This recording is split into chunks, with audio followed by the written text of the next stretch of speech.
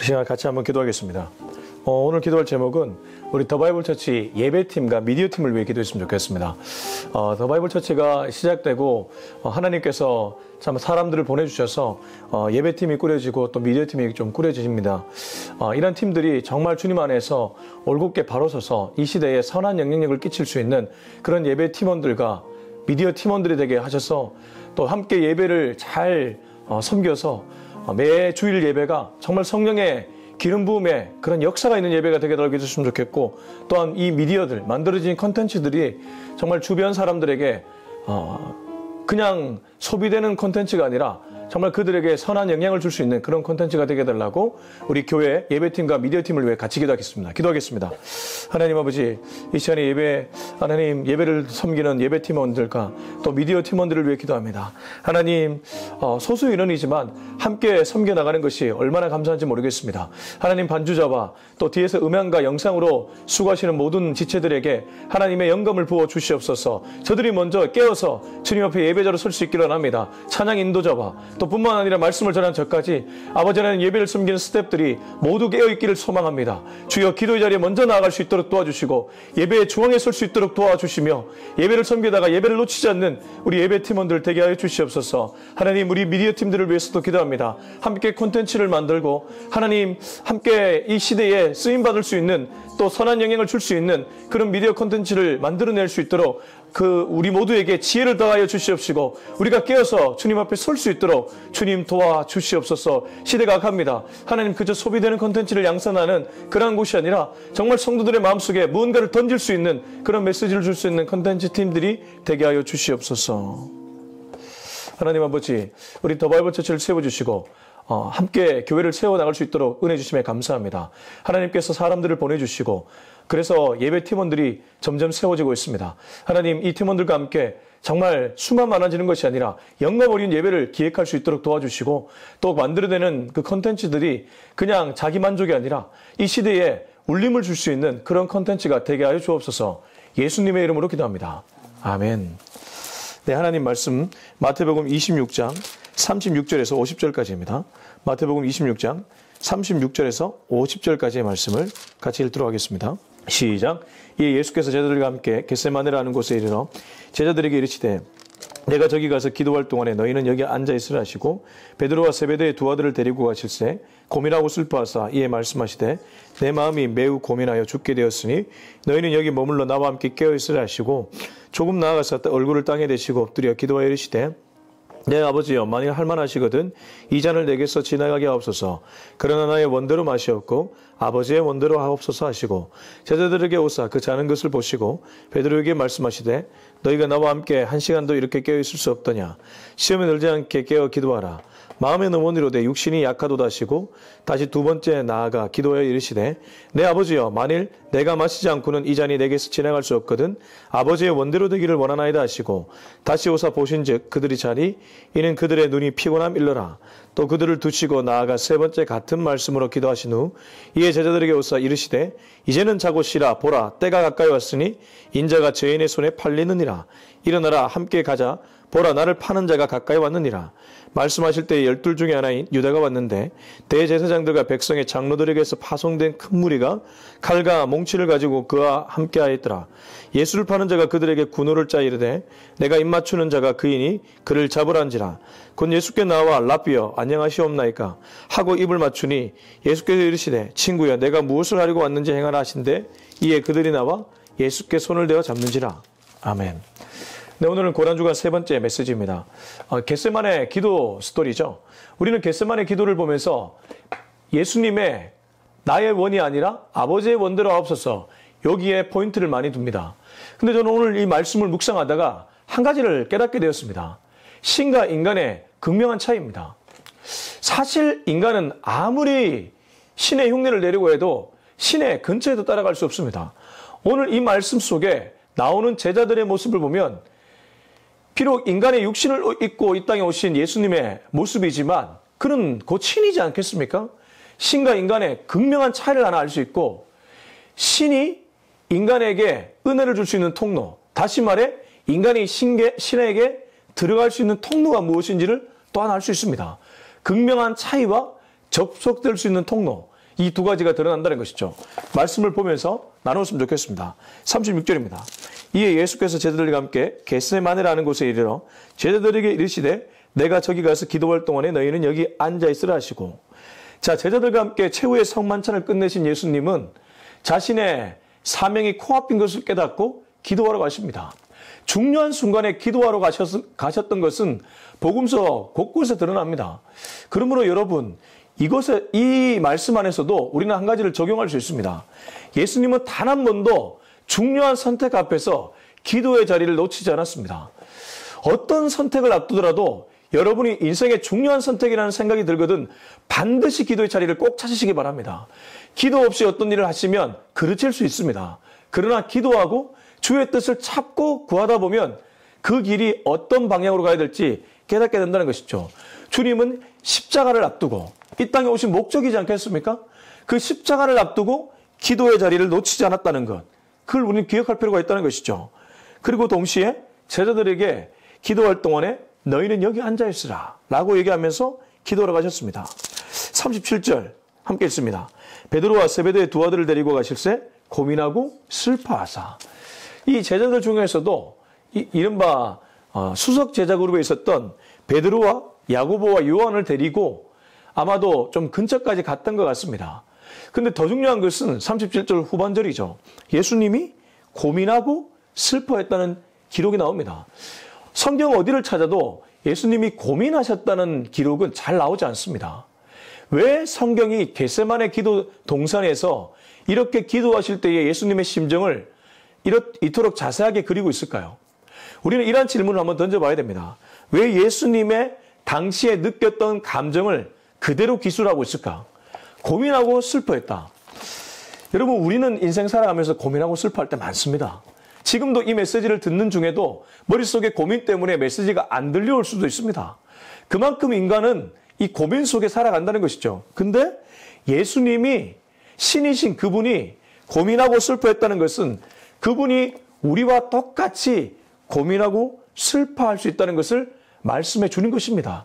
그래서 우리의 고통, 우리의 고민, 우리의 슬픔을 그분도 다 헤아릴 수 있다는 것이죠. 여러분, 내 고민, 내 슬픔 아무리 주변 사람에게 얘기해도 나만큼 느끼지 못합니다.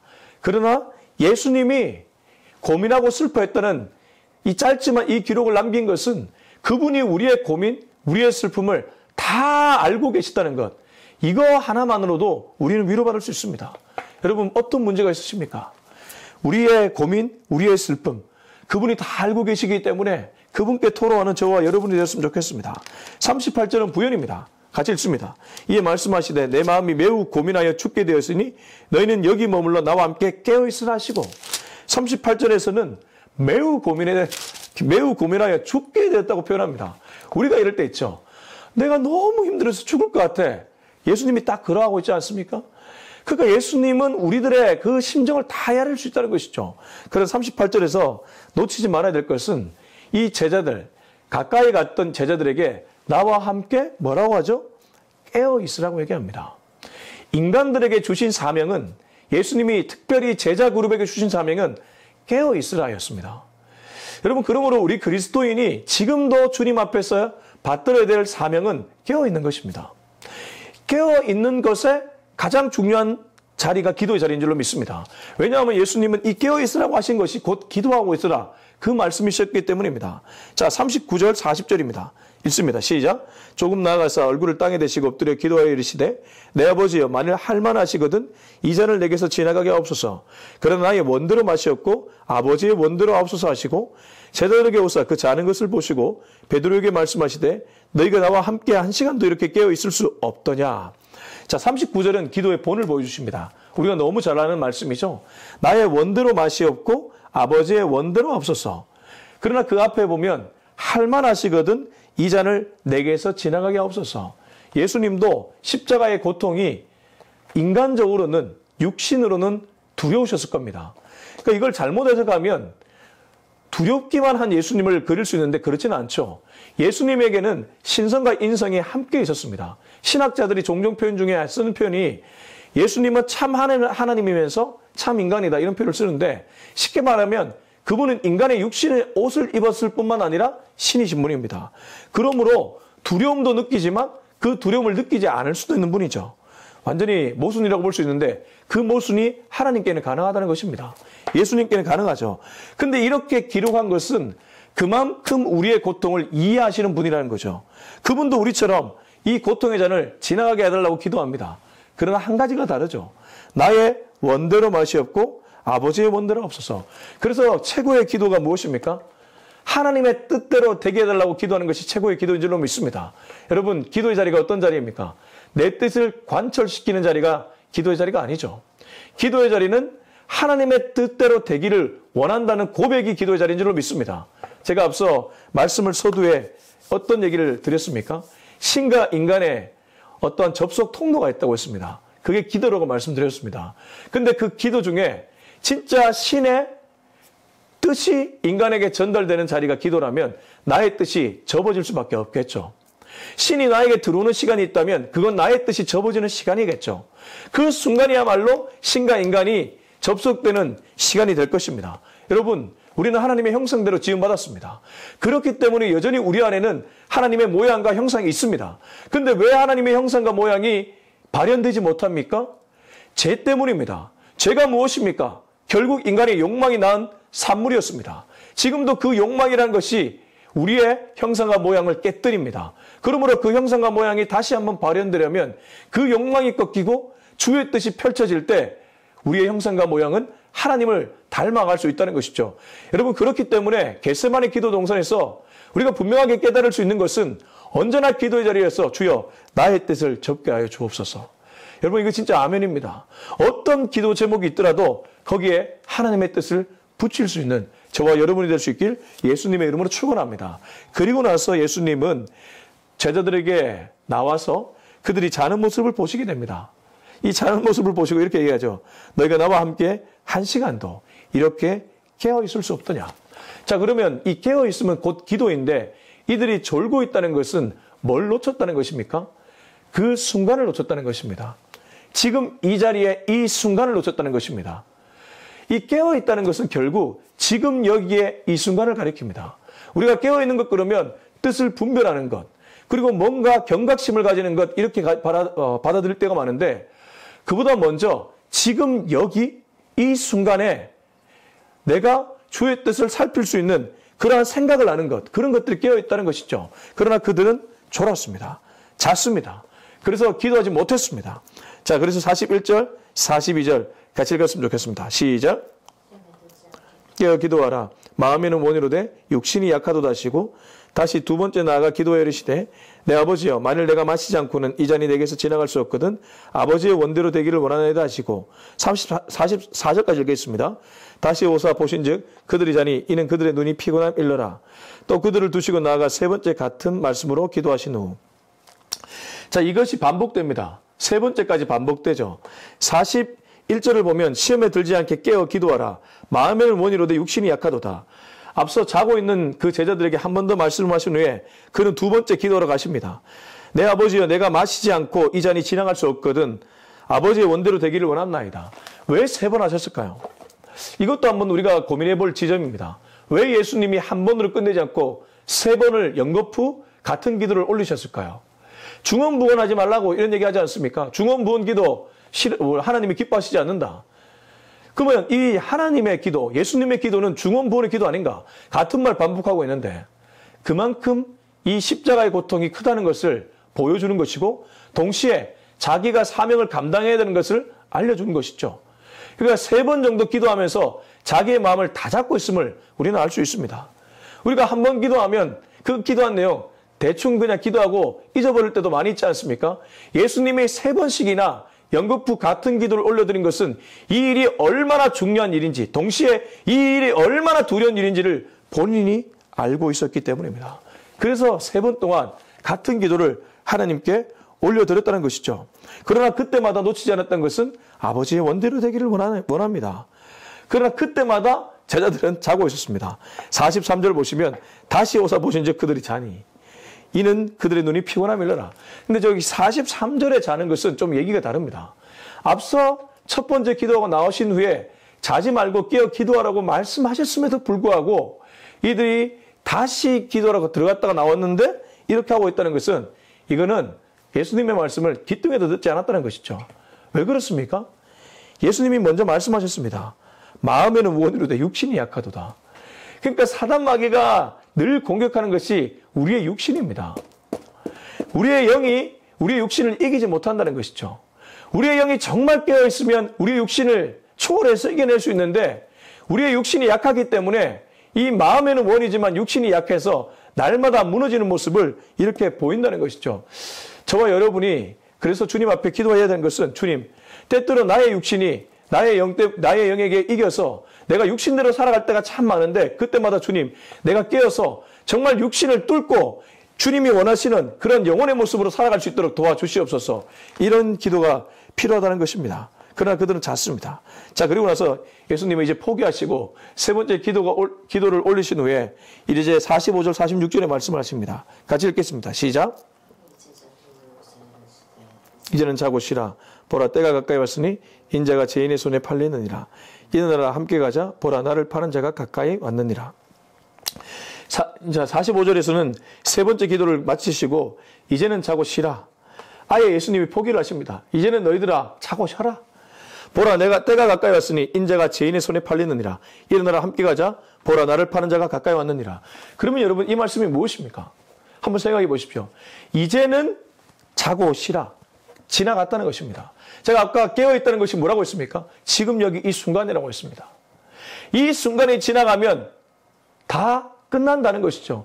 그러므로 깨어있다는 것은 그 순간을 붙잡아 올리는 것입니다. 그 순간의 시계를 붙잡아 올리는 것이 깨어있다는 것이죠. 여러분, 겟세마네 동산에서 예수님을 위해 기도하는 그 기도의 순간은 찰나였습니다. 그러나 제자들은 육신이 약해서 그 찰나를 놓쳐버렸습니다. 그리고 나서 예수님은 이제는 자고 쉬라. 때가 되었다. 또 다른 때가 되었다는 것이죠. 어떤 때입니까 이제? 예수님이 팔리는 때입니다. 내가 죄인의 손에 팔리게 될 것이다. 일어나라. 함께 가자. 보라, 나를 파는 자가 가까이 왔다. 이제 아버지의 뜻대로 되고 있음을 그는 직감하고 있습니다. 자, 47절에서 50절 읽고 마무리하겠습니다. 시작. 말씀하실 때 12 중에 하나인 유다가 왔는데 대제사장들과 백성의 장로들에게서 파송된 큰 무리가 칼과 몽치를 가지고 그와 함께하였더라. 예수를 파는 자가 그들에게 군호를 짜이르되 내가 입맞추는 자가 그이니 그를 잡으란지라. 군 예수께 나와 랍비여 안녕하시옵니까 하고 입을 맞추니 예수께서 이르시되 친구여 내가 무엇을 하려고 왔는지 행하라 하신데 이에 그들이 나와 예수께 손을 대어 잡는지라. 47절에 보면 예수님을 붙잡으러 온 무리들이 뭘 들고 왔습니까? 칼과 몽치를 가지고 왔습니다. 저는 이것도 참 아이러니합니다. 예수님은 정말 연약한 분이셨습니다. 인간적으로 볼 때. 신으로 보면 대단하신 분이지만 우리가 감히 번접할 수 없는 분이지만 인간으로 보면 지금 기도하러 나오는 그냥 30대 청년일 뿐이었습니다. 그 청년의 손에 허름한 옷에 그 손에 쥐어진 것도 아무것도 없는데 그 허름한 청년 하나 잡으려고 이들이 뭘 가지고 왔습니까? 칼과 몽치를 가지고 왔습니다. 얼마나 참 잔인한 모습입니까? 그러나 예수님은 이걸 다 알고 계셨습니다.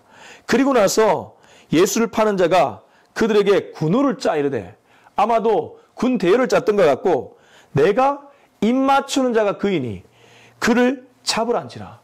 그의 입맞춤은 어떠한 입맞춤입니까? 예수를 파는 입맞춤이었습니다. 무슨 말입니까? 예수님께 인사는 하지만 속마음은 전혀 다르다는 것이죠. 교회 나오면서도 이럴 수 있습니다. 교회를 나와서 예배를 드리면서도 이럴 수 있습니다. 예배에 집중해서 어떻게 하면 하나님의 말씀을 정말 꿀송이처럼 단 하나님의 말씀을 듣고 내가 더 영적으로 성장할까 그런 마음이 아니라 그냥 거칠애로 드려지는 예배, 거칠애로 드려지는 인사 이런 모든 것들은 이 가룟 유다의 마음과 다르지 않다는 것이죠. 가룟 유다는 그 순간 예수님께 입맞춥니다. 그러나 그 입맞춤은 알리는 신호요. 예수님을 파는 신호였습니다. 그래서 49절 곧 예수께 나와 랍비여 안녕하시옵니까 하고 입을 맞추니 여기에 인사, 여기에 입맞춤은 그러한 입맞춤, 그러한 인사였다는 것이죠. 근데 예수님이 딱 한마디를 하십니다. 50절 한 번 더 읽겠습니다. 시작. 예수께서 이르시되 친구여 내가 무엇을 하려고 왔는지 행하라 하신데 이에 그들이 나와 예수께 손을 대어 잡는지라. 예수님은 가룟 유다에게 어떤 말씀도 하시지 않고 그냥 이렇게만 말하십니다. 친구여, 네가 무엇을 하려고 왔는지 행하라. 친구라고 불러주시고 오히려 그가 무엇을 하려고 왔는지 그대로 행하라고 얘기합니다. 얼핏 보면 가룟 유다가 이긴 것 같습니다. 얼핏 보면 사단이 이 순간이 이긴 것 같습니다. 그러나 누가 이기셨습니까? 예수님이 이기셨습니다. 우리는 이 구절을 읽으면서 그걸 읽어낼 수 있어야 됩니다. 그러면 이것을 우리에게 적용하면 우리는 어떻게 적용할 수 있을까요? 여러분, 지금 당장 내 뜻대로 안 되는 것처럼 보여지죠? 지금 당장 뭔가 나에게 피해를 주는 사람들의 뜻대로 되는 것처럼 보여지죠? 그렇지 않다는 것입니다. 우리가 만약 겟세마네 동산에서 나의 뜻이 꺾이는 기도를 올려드렸다면 하나님은 이미 우리의 기도를 들으셨고 우리의 마음을 헤아리셨습니다. 그렇기 때문에 그때 겟세마네 동산에서 친구여 무엇을 원하든지 네 뜻대로 행하라 라고 했던 예수님의 말씀처럼 우리도 그렇게 가다 보면 도리어 십자가에서 인류를 살려셨던 예수님처럼 내가 원하는 방향은 아닐지라도 주님 뜻대로 이루어져서 내 예상, 내 계획을 뛰어넘는 놀라운 결과가 펼쳐질 줄로 믿습니다. 그러므로 지금도 겟세마네의 기적은 여전히 우리의 삶 속에서 일어날 줄로 믿습니다. 여러분, 오늘 메시지의 결론은 이렇습니다. 나에게 겟세마네의 기적이 있는가? 겟세마네의 기적이 무엇입니까? 뜻이 꺾이고 주의 뜻을 발견하는 기도의 자리입니다. 내 뜻이 꺾이고 주의 뜻을 발견하는 기도의 자리입니다. 바로 그것이 인간의 신에게 접속되는 유일한 통로입니다.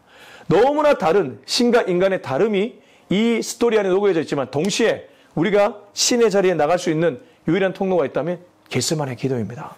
그 겟세마네 기도를 오늘 이 자리에서 올려드려서 정말 주님이 원하시는 그 기적을 우리의 삶 속에서 경험할 수 있기를 예수님의 이름으로 축원합니다. 기도하겠습니다. 우리 함께 기도하겠습니다. 주님, 오늘도 나는 기도 자리에 왜 나왔습니까? 왜 내가 주님 앞에 기도를 올려야 됩니까? 나의 뜻을 꺾기 위함인 줄로 믿습니다. 우리 주 예수님께서 겟세마네에서 땀방울이 핏방울이 되도록 기도하시면서 주여 자기의 뜻을 꺾고 주님 뜻대로 이루어지기를 원한다고 기도 올렸던 것처럼 나도 오늘 이 시간 기도의 자리에서 그런 기도를 올려드림으로 겟세마네의 기적을 경험하는 우리 모두가 되게 하여 주시옵소서. 우리 같이 한번 기도하겠습니다. 하나님 아버지 감사합니다. 오늘 이 말씀을 통해서 이 고난주간 세 번째 메시지를 듣게 되었습니다. 주님, 겟세마네의 기적을 경험할 수 있기를 원합니다. 나의 뜻이 꺾이는 경험을 할 수 있기를 원합니다. 내 뜻대로 주님 앞에 나가는 것이 아니라 나의 뜻이 온전하게 꺾여서 오히려 주님의 뜻을 발견하는 자리가 기도의 자리가 되게 하여 주시옵소서. 주님이 원하시는 것이 무엇인지 귀를 기울인 자리가 기도의 자리가 되게 하여 주시옵소서. 그들은 자고 있었습니다. 그들은 그 순간을 놓쳐버렸습니다. 제자들은 그 순간을 모두 놓쳐버렸습니다. 우리도 혹시 그러지는 않습니까? 그런 우를 범하고 있지는 않습니까? 주님, 요 순간을 놓쳐버리면 이미 나는 깨어있지 못하고 잠을 잔 것이나 마찬가지입니다. 주여 잠자지 않는 사람 되게 하시고 잠자지 않고 깨어있는 사람 되게 하여 주시옵소서. 겟세마네의 기적을 매일 경험할 수 있는 우리 모두가 되게 하여 주시옵소서. 이제는 우리 주 예수 그리스도의 은혜와 하나님의 사랑과 성령의 역사가 겟세마네 기도 동선에서 나의 뜻이 꺾이고 주의 뜻을 그대로 발견해서 정말 겟세마네의 기적을 경험하기로 하지만 우리 모두의 머리 위에 지금부터 영원토록 함께하기를 간절히 축원하옵나이다. 아멘.